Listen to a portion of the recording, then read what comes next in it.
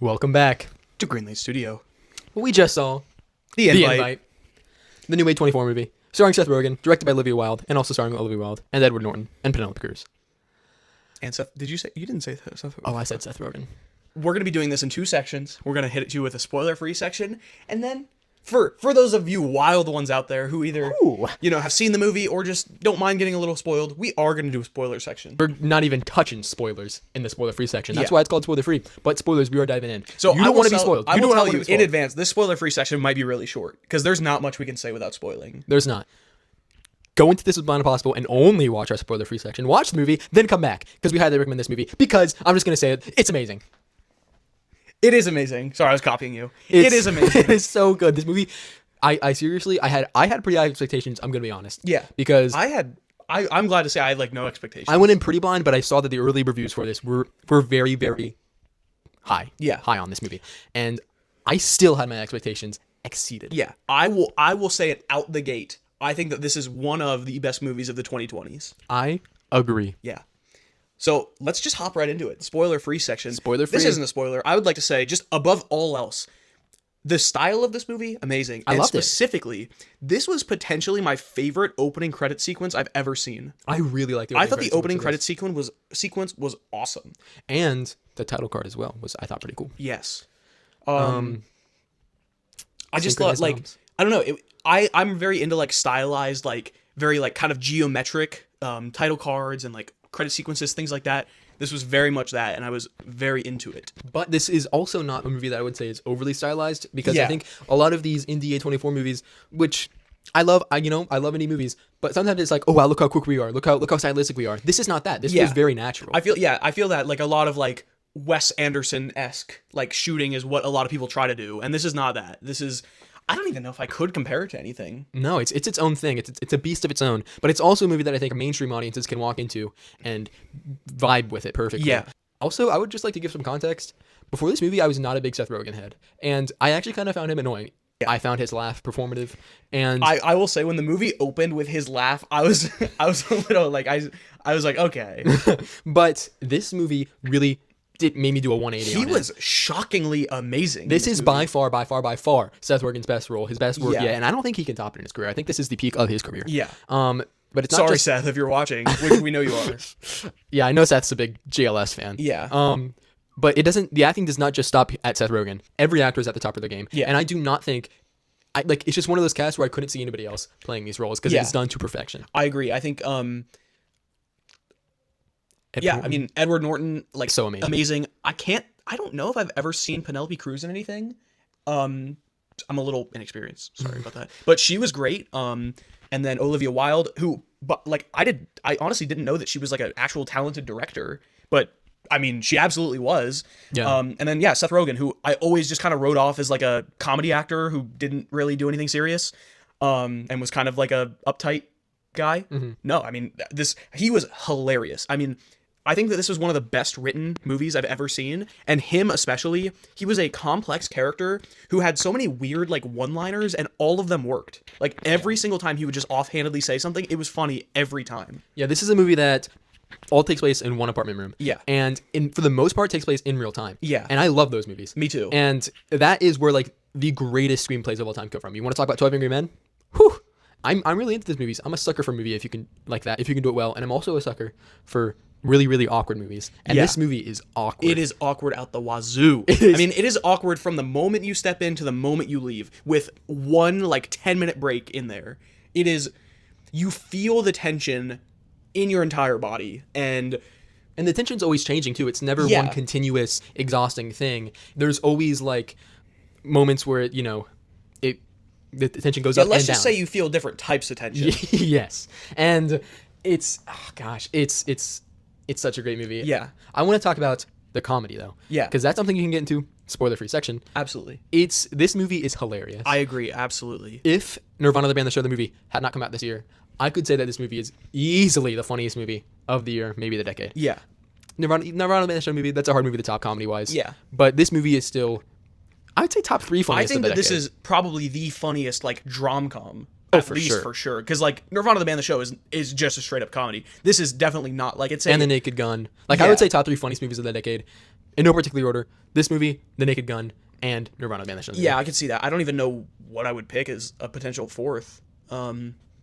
This, yeah, no, man, I don't even know. This movie is so good. I was Like, hysterical this entire time. Like, yeah, I there's walked out of one this scene movie. in specific that I'm just thinking of that. Like, I'm obviously not going to get into, but every single line was like incredibly funny. My face hurt walking out of this movie. Yeah. My head hurt walking out of this movie. I think I think I still stomach have a hurts. headache, and it's not from the Evil Dead ranking It's- that I'm thinking about. Which you should watch. You should watch tomorrow when it comes out.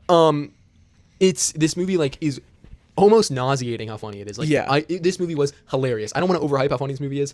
I don't think you can. This movie is hilarious. Yeah, I mean, I was always sold to Seth Rogen as he's like this kind of like dirty, funny comedian, and I just never got that from anything that he's ever been in. He blew me away. Like his line delivery was second to none, and Olivia Wilde had some absolutely great lines. The dynamic between Edward Norton and Penelope Cruz, a lot of their like line deliveries and like actions together, again, incredibly funny. And there is not a single. I don't think there's a single line that's out of place here. No. Or that's poorly written, or that's poorly delivered. I think the writing is top notch, and I think the acting, the delivery is also top notch. is maybe even topper notch. Yeah. I mean, like this is a script that I think the actors took and they somehow elevated it. It Yeah. was an already great script that got elevated by incredible acting.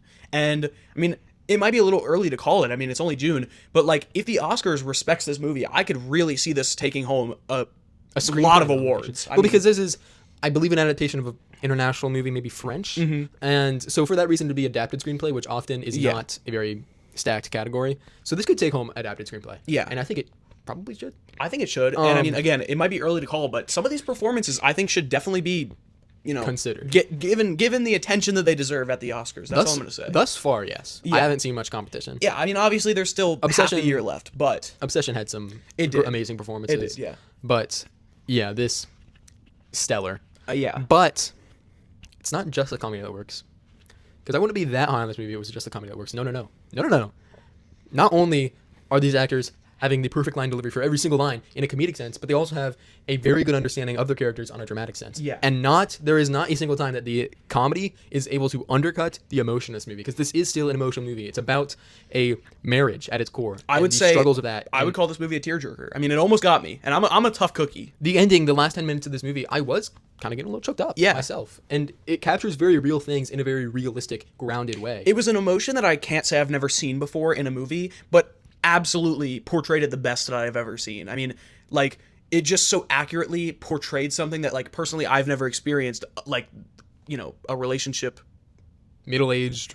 Middle-aged marriage. dying relationship. Yep. But- Not just relationships, guys. We're not Yeah. that pathetic. Yeah, I mean, I'm not far off, but yeah. Anyway, back to it made me feel something for these people that I've never met, and just feeling their emotions through their screen to a level that I can't say really that I've ever felt before. I think this is one of the most attached I've ever felt to characters. And it has these huge comedy moments where you're like hysterically laughing. Yeah. And it also has these big drama moments where like you really feel like a gut punch. And But they it's can be still- within seconds of each other. They can, and that's impressive. That's Yeah. I don't even know how they did that. Like And there I were also times don't where I know- was actively laughing, and then the movie would do something else, and I would stop stunned. laughing and feel bad. I know you're stunned, and I don't know how they did that. That's insane. Yeah. But also how they still managed all the while to keep it grounded, Yeah. to keep it feeling natural.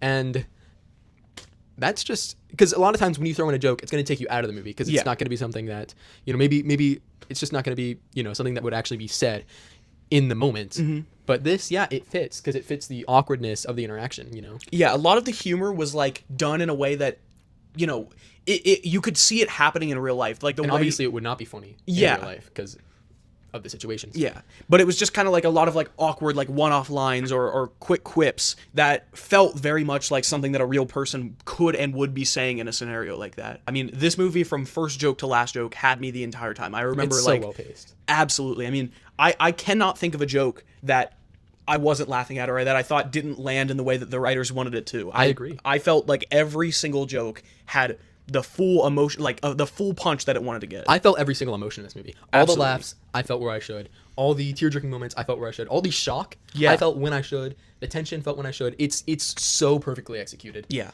And conceived. It's What movie were you watching?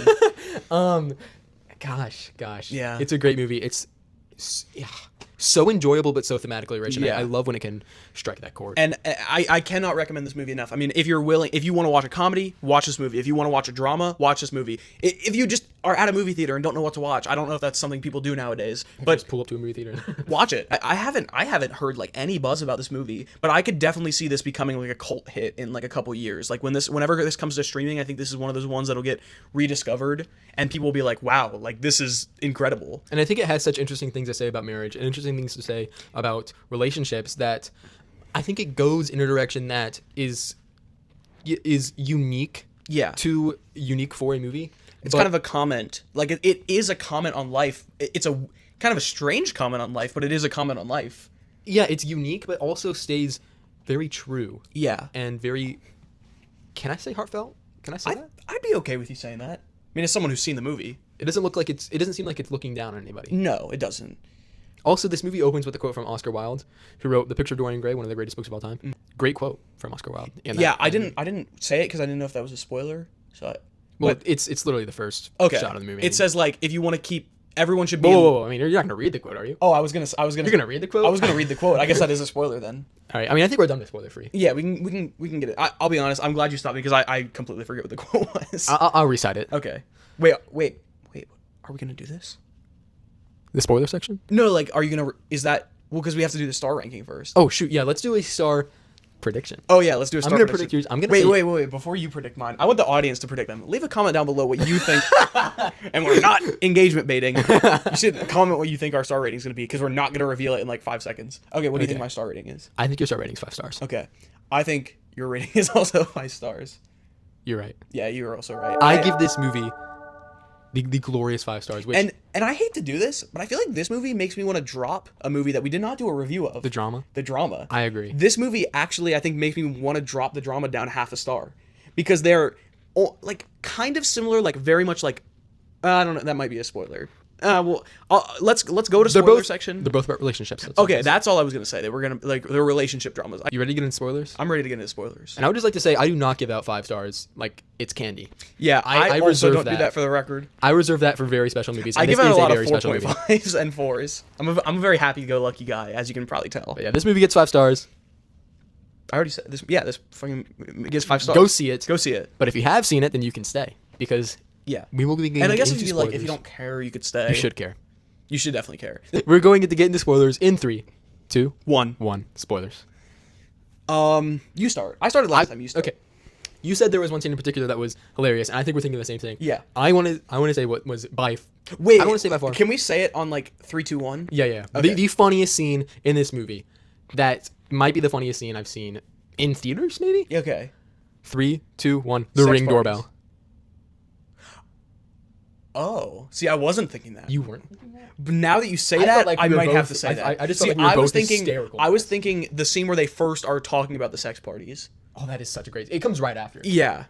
It's But such a great scene. yeah, okay. I guess Ring Doorbell has it, but yeah, for people who haven't seen the movie, that's probably such a strange like when I said sex party. We should probably explain. I mean, you've seen the movie, but eventually they're talking, and Joe says, "I want to confess something," but before he confesses something, They confess. They it first confess. for them and reveal.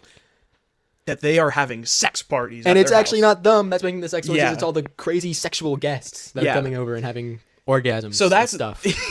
Good thing we're not monetized. Yeah. Yeah. help us get there. Maybe. Yeah, maybe this video gets taken down. Oh. But yeah, no. So they're having. Maybe we should start saying S-word parties because I feel like if we say sex too much, we're gonna. No, it's fine. So yeah, They're having saxophone They're parties. having. Yeah, they're having so much saxophone upstairs. They love jazz. And eventually, Joe and Angela get invited.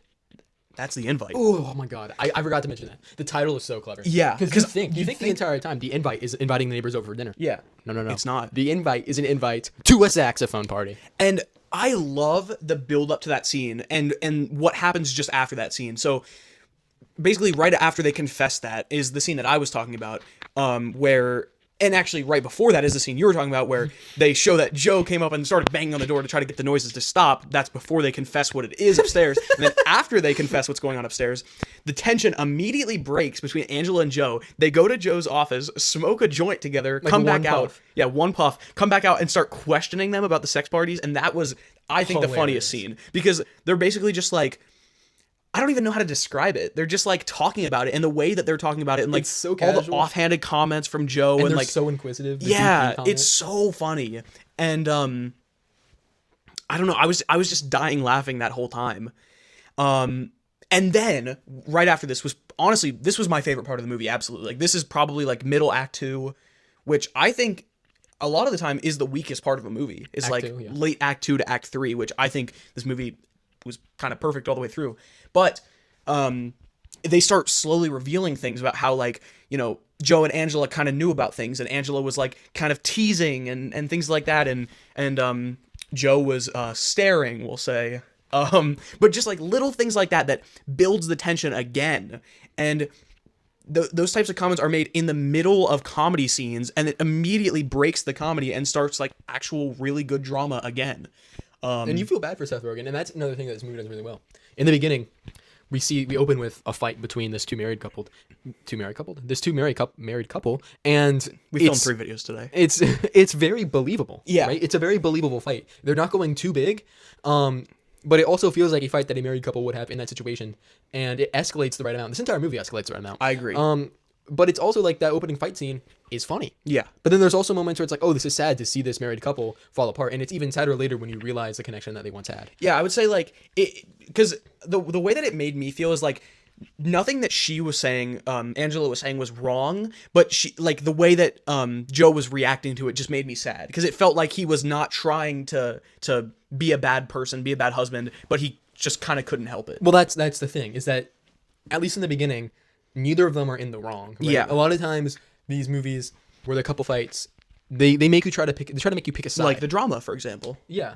But this movie you can't pick a side. Yeah. Because They both are coming from a place of correctness, I guess. it was so well done. It was so Yeah. well done. But then later, I will say, I started, because when we reveal that this entire time Angela was posing naked for Hawk to just stare. Hawk 2, just there. Oh, nice. Yeah, that's pretty nice. And Wait, can we do that again, but put the mics up to it? Because that was like a cool, like, I hope that was cool. hopefully you're not wearing headphones. Yeah. Because you start to feel bad for Joe. Like, if you put yourself in his shoes, like, that's kind of devastating. It's not fully cheating, but Yeah. Joe starts to kind of act like an asshole in the end of the movie, and Yeah. you don't really like him. Like, I like the scene where after he falls, when I'm gonna just assume you've seen it. Yeah. When him and Penelope Cruz, try to Get it on.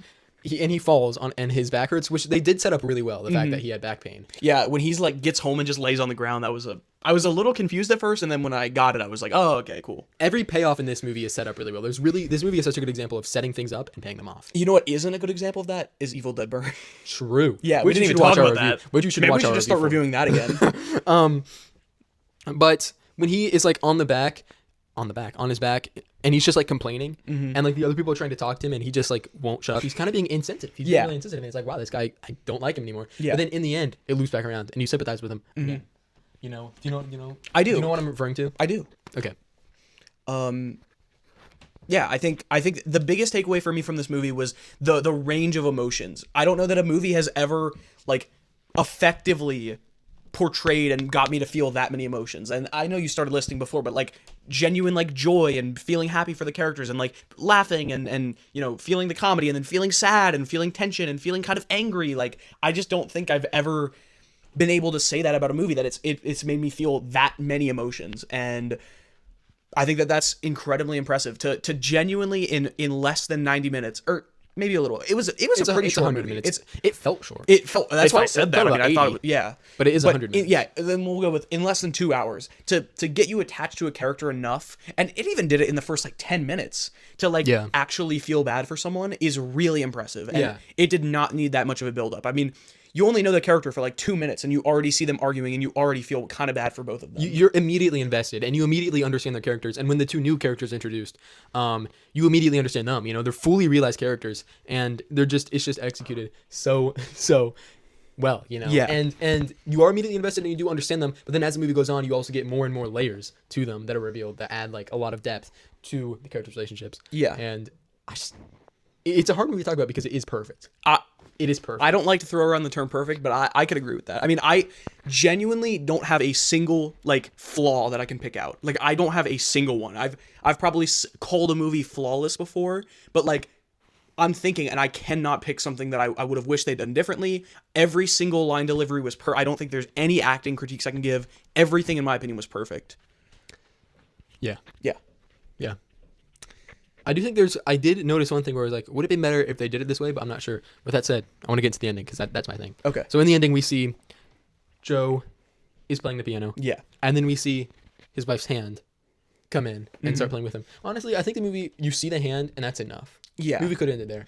But It it's okay. could've. The way that it ended was like, is that more impactful image just to see the hand and put the pieces together yourself? Because that was a Maybe. good reveal. I don't know. But it's not a complaint. Yeah.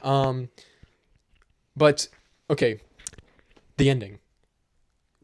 What was your takeaway on the ending? What did the ending say about their relationship and relationships as a whole? I think it could go either way. I think if you were to see that as two people just recouped their relationship, that'd be fine. I took that as two people accepting their fate because that's it. That's the one. Because that's what Pina and Hawk were talking about was like, just you make your choices and you live with them. And I think that was very much like that, they decided, they both agreed, like independent of each other, like, yes, this relationship is over. If we stay together for our daughter, that's going to give her a terrible childhood. Let's stop dragging this out longer than it needs to be. And I think the ending was symbolic of two people. They just knew that their time was up. They weren't fighting. Joe was like, should I go sleep in my office? She wasn't like, yeah, I want you to sleep in your office. She was like, sure, that's what you want to do. Yeah, it was. I just thought that was so brilliant. I love the mini monologue that Pina gave at the end. Yeah. Where she was like, oh, there's only so many people that you're going to be able to connect with and have a deep relationship with Yeah. in your life. And sometimes you have to let those go. And sometimes relationships don't just go away, they just change. And that was really great. And the way that once they come to terms, which it's not really like I don't think there's a moment they say, oh, so like we're done, oh, so we're over. It's just kind of like when Pina gives that speech and they just kind of come to the realization that like they're not right for each other. Yeah. And they don't say we're getting a divorce.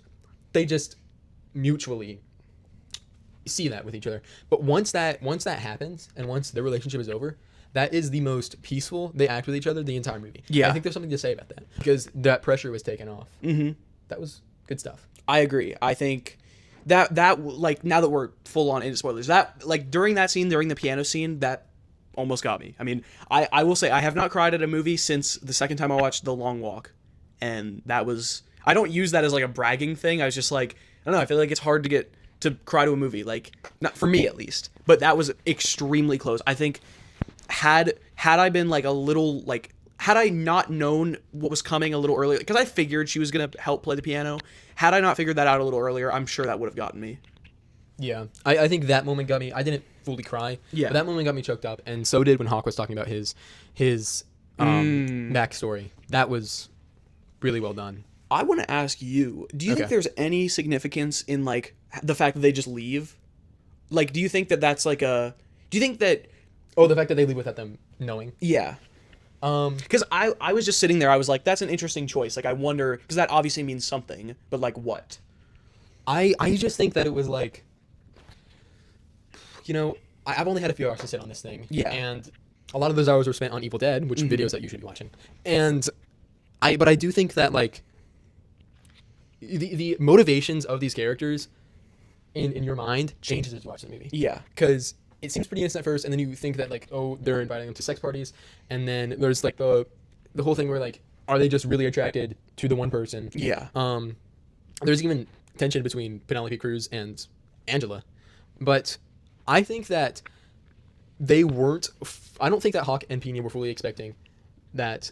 Yeah, the night's gonna end, everything's gonna go great, and we're just gonna have sex with one of them. And Yeah, that was, if I was going to ask another question, I was going to ask you, do you think that they had like maybe questionable intent? Like, do you think their only intentions were to come over to invite them to the party, or do you think there was more to that? I think that they were going there to fix a relationship. Okay. And I if think so And too. if fix means end, yeah. And so I think that it was like just go there, show them the realities of their relationship, and then leave.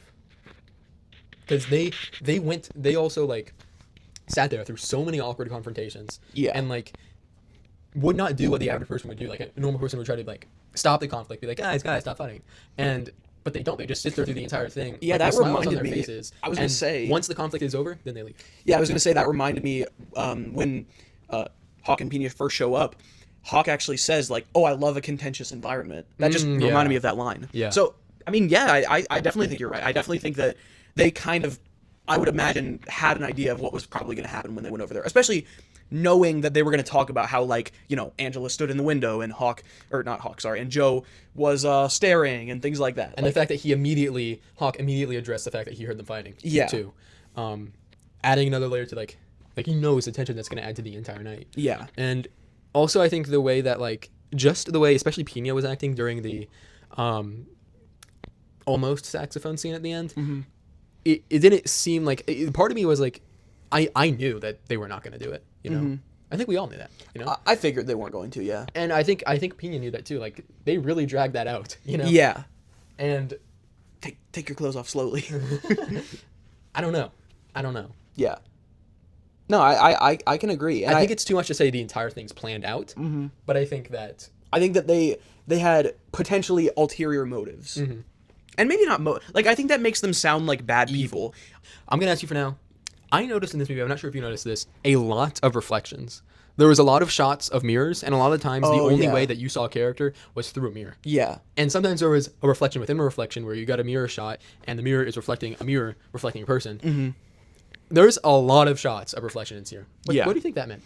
I mean, you know, this is kind of the first I'm hearing of it. You didn't notice? I definitely noticed, because I more noticed like, oh, I like those shots. It wasn't more of a thing like, oh, I noticed that and I think it means something. I just thought they were creative shots. It happens so often. I figured that. Yeah, but based off what you're saying, and now thinking back, like when they happen, a lot of the time they happen like during scenes that people are talking about, like, you know, how they met. Like I'm pretty sure, when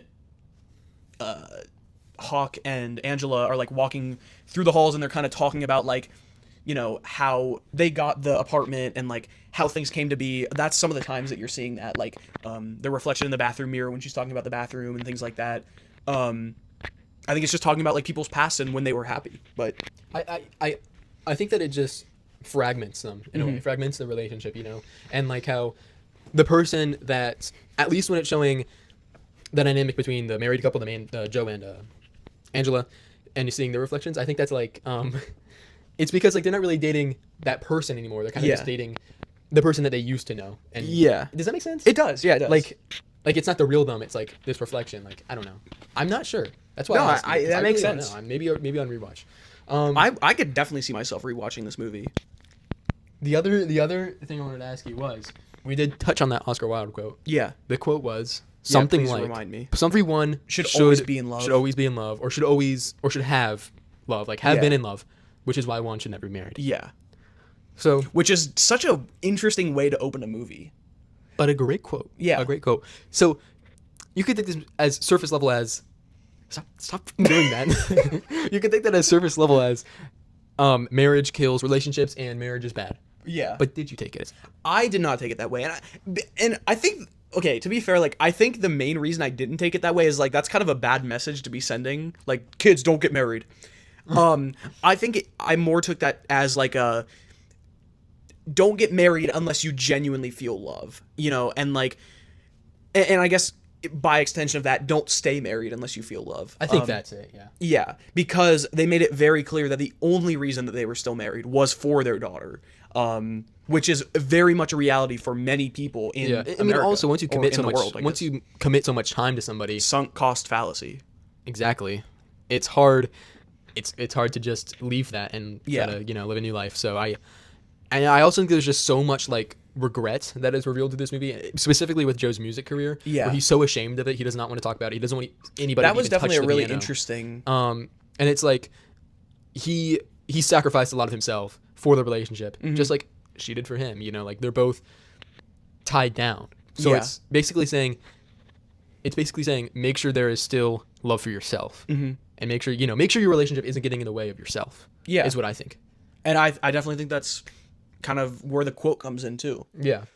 I feel like there was a line about like, oh yeah, okay, this kind of isn't exactly the same thing, but Pina asks the two of them, Joe and Angela, if they would have sex with themselves, which is not the same thing, but is kind of the same idea of like, if you can't be happy with yourself, how can you be happy with another person? Yeah. And that's one of the things that Joe talks about is like he's arguing with Angela, saying like, why won't you just let me be unhappy? Which is That kind of scene. such a great scene. But like that's his point in the argument is like, I should be allowed to be unhappy. Why won't you let me? Which again, I mean, it's something I can't say I've experienced, but like it's such a sad thing to hear. Like just let me continue to be in this relationship and be unhappy and like don't say anything about it. Yeah, it is so sad. Yeah. And I don't remember any of the lines, but I just know that like she was basically confessing to him all like the reasons that she's unhappy and why she's so miserable. And then he's like, what do you mean? What do you mean you gave up so much? These are the things that I'm missing, the things that, you know, the reasons that I'm unhappy. And just hearing that was like just so like it's so devastating because it's such a real thing. I guess that basically happens the to, like, argument boils almost down to everybody. like she was saying you're not trying anymore, and he was saying the reason that I'm not trying is because I can't try, so you should just let me continue to not try. Yeah. Which is like a very sad reality, and I like every time they were arguing, I just felt bad. Like I felt bad for both of them because I genuinely do feel like there's an argument to be made that they were both right. You know, like he could not help the fact that he could not try to a certain extent, but at the same time, She couldn't really have done anything yeah, to help him. yeah, So I think that them embracing, in a sense, not like physically embracing, but embracing each other at the end of the movie is just saying like, you were there for me at a certain point and you were a really good thing in my life at one time. And Yeah. that still has value, but we're just not that anymore. Yeah. Our relationship has changed. and that's It's almost I- forgiveness, I think. I think that's forgiveness. I absolutely think so. I think that like reconciliation. a happy unhappy ending is like one of my favorite endings to a movie period. And I mean, not to say that this is definitely not the first one to do it, and actually I would say the drama has a happy unhappy ending, not to keep harping onto that one. But yeah, like the two people who are just I guess they have nothing left for each other, just I mean kind of embracing at the end very much signifies like the end of a relationship, and they've been fighting it for so long, and they now know that that's what's best for them, and they're gonna both move on. It was so sad because it's such a sad fact of life, Mm-hmm. but it's also kind of beautiful in a way because this whole story and this dynamic between this couple is so common in real life, Yeah, but so little of that is able to end in this way. yeah, and I think So- that like accepting, you know, the fact that your relationship is not gonna be, you know, it's not gonna last forever. You have to understand that, you know, a person that you once loved, you might not always love anymore, is something that I would imagine everyone will experience at some point in their life. I mean, And when Oscar Wilde says one should always be in love, at least in the context of this movie, I don't necessarily think that means in love with another person. Yeah. You know, because part of being in love is being in love with yourself and the person that you are. being in love with life. Yeah. With your life. I think that this is a movie that it will only probably hit harder as I get older. You know? Yeah. Um, I hope I never have to experience something like gosh, I this. hope, but It seems like something that everyone probably in their life either has or will experience. maybe And- to a mild, maybe just a little bit, like maybe Yeah. not to this extent. yeah, but- I hope to God not in this extent. But But yeah, it's, and I just love, like I said, I love awkwardness in movies, really Yeah. awkward, uncomfortable movies. I love those. I love movies set in one room that are basically dialogue heavy. I Yeah. mean, my three favorite movies are literally just two people talking. The Yeah. book trilogy. And I also love movies that are about deteriorating relationships and midlife crises. Mm-hmm. Those are all things that are in this movie, and those are like my four favorite things. do you like need to talk to somebody? But yeah, no, sorry. Yeah. I mean, like seriously, I had an absolute blast watching this movie. I don't want to say that I was like not excited to watch this movie. I'm always excited to watch one, and especially one with the like positivity that this one had going into it. But I was honestly a little more excited for Evil Dead, and safe to say my expectations were blown. For this movie, Not for Evil Dead, which you should watch the review of. That's Fifth time, now. fifth time we said this, but yeah, you should watch the review. Of that. Yeah, and then tomorrow you should watch our Evil Dead ranking, where we which rank might be all out of now, the Evil Dead depending when you movies. watch this. Yeah. Depending when you watch this, it might be out. Okay, here I have a question about this movie. One question. Okay. How about you give me? I want you to describe your thoughts on this movie in 5 words. And if that's too easy, how about you challenge yourself and go for like 3? But only if that's too easy. Like if you're like a pro. Wait, I can do it in 5. Exhilarating, but also emotionally poignant. Those are some good words. Yeah. Okay. How about you? Ooh, I didn't expect that question. That's one word for each star I gave this movie. Oh, that's clever. Now we have to do that for every review. We should have done that for Evil Dead Burn. Oh, We have to that's a give- good idea. We have to actually. give one word for every star we give this Okay. for every star What if we give do a this movie. half star? Do we have to give a half word? We start to say a word. This movie is super Okay, what are your 5 words? What are your 5 words? Wait, now I kind of want to drop my star rating by half a star so I can do a half word. This movie doesn't deserve that. Just No, give yeah, your it's 5 stars. 5 words. Man, I gotta think. Those are not my 5 words. Okay, my 5 words are emotional spectrum off the charts. Nice. That was 5 And it's true. fucking words. And it's true. The spectrum is as wide as you can get in a movie. I mean, I think, again, I feel like I sound like a broken record right now, but it really is. I mean, I felt every emotion under the sun. I think that this should go up for awards. Absolutely. Acting noms and writing noms, Yeah. I'd say. I absolutely, Nom is short for I think nom is short for nomination, not Yeah. be a nom. I think if all 4 actors don't get nominated, that'll be a snub. I mean, seriously, I mean that obviously they won't all get nominated, but I seriously do mean that. They were all And directing, incredible. actually. This should be. Yeah. And it's also Like for how small the environment was, the like creativity in the directing was honestly yeah. amazing. Oh yeah, that takes some real skill because this Yeah. kind of feels like a stage play in a way. Oh, it But really does. Yeah. it's captured much better on film. Yeah. because of the way that they shoot things. The way that they shoot things. That's how we talk here in Reality Studios. Yeah, I think I would put Hawk over Angela just because I would- Hawk I has would like too. that past. And he also is so funny. The rugs. Yeah, the rugs is really funny. I want to lie naked on this rug. He's so funny, but then he also has one of the saddest, if not the saddest moment. Yeah. He would, because the Oscars are stupid, he would probably get supporting. Yeah, Kind of category I guess fraud, it's but true just because like he comes in later, but He's not the lead. yeah, But just like Indy Navarrete, I think will get in. I Yeah. think she's gonna get supporting though, which is kind of fucking. that's Category if fraud. that is true, that is definitely Watch it yes. happen. Watch it happen. That'll be a prediction. at I this love point. this movie. I love this movie too. This is- I it would not be a stretch to call this one of, if not, maybe if you were to say that this was your favorite movie of the 2020s, I wouldn't scoff. I wouldn't at you. hold it against you. I mean, this is definitely one of my favorite movies. Can I say this? Can you? I'd have to look. I'd have to look at Okay. maybe top 20 of the century so far. I don't think see like I hate saying that about new movies because like I feel like such like a normie, like, oh, this new movie came out and this movie is great. Same with the drama. Like I kind of hated putting that on like one of my favorite movies like of the half decade also, but like it really was. And this one I find way better. Like Yeah. it takes an already what I had as a 5-star movie and somehow elevates it, because I do think they're similar. I feel a little bit dirty giving like a brand new release 5 stars. Yeah. And saying it's like, because 5 stars, that's putting it in my top 50 of all time. Yeah.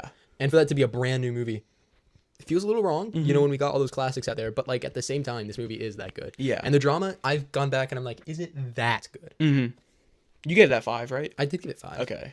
But maybe it's a high 4.5, honestly. Yeah. Every review and ranking that we've done on this, covering a movie, is on a playlist in our channel. So you should just click play on that playlist. Hey, can I just say this? We finished storyboarding our second short film amateur hour, which you should be very excited for, because we are very excited for. Yeah. After that, we saw 2 movies back to back. Then this is our 3rd video that we filmed. Yeah. So it has been a movie-filled day. We've talked about a lot of movies. We talk about a lot of movies. Gosh. Outro? Can I do it? Yeah, if you didn't know, the invite is 5 stars, and take it away with the outro. Ready? Go. Thank you.